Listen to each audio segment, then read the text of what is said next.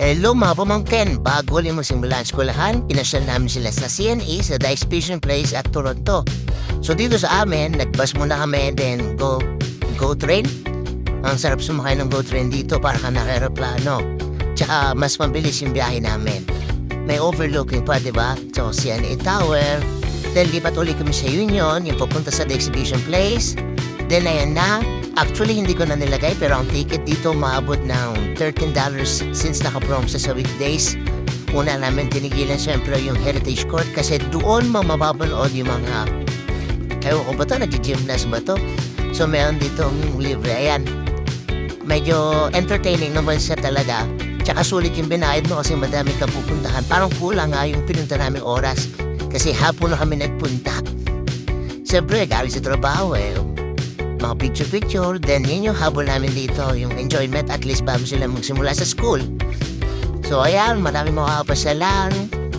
Siyempre nag-rides din kami, sinubukan din namin yung iba, hindi naman namin nilahat kasi nga para po kulangin sa oras ko, hindi na kami nag-unlimited. So nag-purchase na lang ako ng 50 na ticket. So around $44 yan. Then tinasin namin Niagara Falls. Kakatakot, pero at least magaling si Bunso, nakakapi sa akin si Simon. Enjoy naman namin lahat. Then syempre, hindi lang yan yung try namin. Dapat napunta pa kami sa mga ibang pinapasyalan. At meron pa kami isang tinry after nito.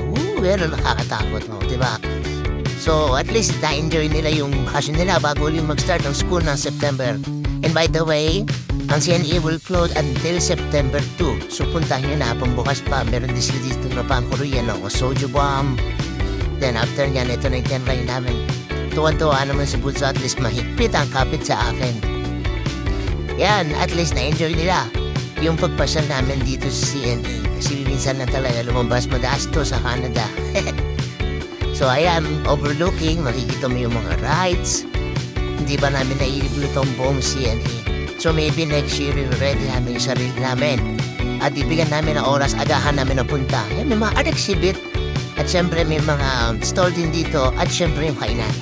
So kailan hindi ko na na-video kasi kinulang na ako sa memory at ito isa sa sikat na hotcake ice cream. Masarap. Siyempre, swerte na laro tayo at nanalo din ako. Hindi ba, tuwan-tuwa sila. Huwag kalimutan ng libre ha.